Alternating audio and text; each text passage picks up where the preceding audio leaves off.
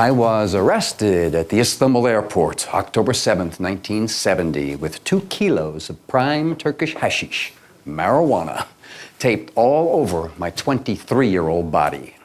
Coming as a 67-year-old guy, looking back on what life was like for this 23 to 28-year-old kid, when I get into telling the story, it pretty much overwhelms me. I breezed through customs with the normal 2 kilos taped under my sweater, and they put us on a bus to take us out to the plane. And the bus stops, a Turkish cop steps on and stares down the aisle. Women, stay, men, out, back, out, out. And I look out the window at Turkish soldiers with rifles surrounding the plane. They drag me into this stuffy, smoky room at the airport full of soldiers and cops. They yank my sweater up and rip the hash from under my arms, and rip the hash from around my waist. And it was like, this can't be happening to me. I can't be getting arrested. While I'm getting arrested, I'm thinking, I can't be getting arrested. This burly guard takes me away from the rest of the guys, leads me down a long concrete hallway. We stop in front of one gray steel door. It's slid open. I'm shoved in the door, clang shut behind me.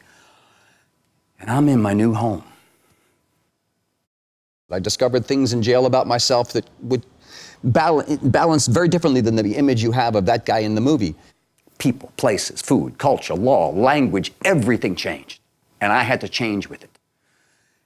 And change reveals strengths and weaknesses I never knew about. If you're weak, you pray, P-R-E-Y, pray in jail. So I needed to stay strong and healthy. I am so lucky to discover yoga when I did. It was Iyengar's classic Light on Yoga book I was shoving into my shoulder pack while I was being arrested.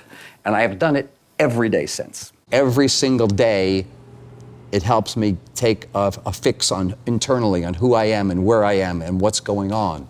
I hear the distant voices calling out to the faithful, Muslim priests in minarets, lighthouse keepers of God, and that plaintive sound drifting across the quiet city and above the sleeping prison. Allah Akbar, Allah Akbar. And then I'm stunned to hear that the High Court in Ankara has rejected my original 4-year sentence, and now I'm to be retried and will be sentenced to life in prison.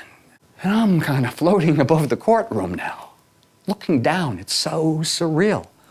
As the judge sentences me to life in prison, which he's able to reduce to 30 years, thanks, I guess, and the escape switch slams back on.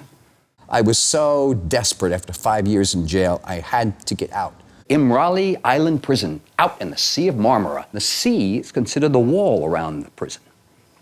On the morning of October 2nd, 1975, awake to a dark sky, full of boiling clouds and a storm brewing for sure.